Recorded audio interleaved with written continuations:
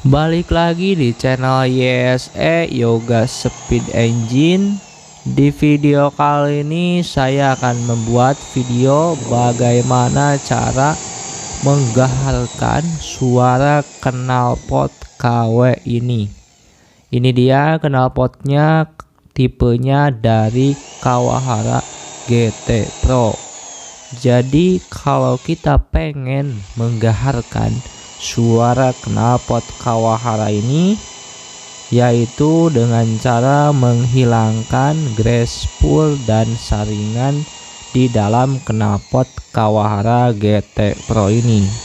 Nah, ini dia prosesnya, lagi buka paku guys, karena kita harus bongkar knalpot ini supaya bisa dibuka di bagian saringan dan gracefulnya. Oke guys, ikuti terus proses pembongkaran knalpot Kawahara GT Pro ini.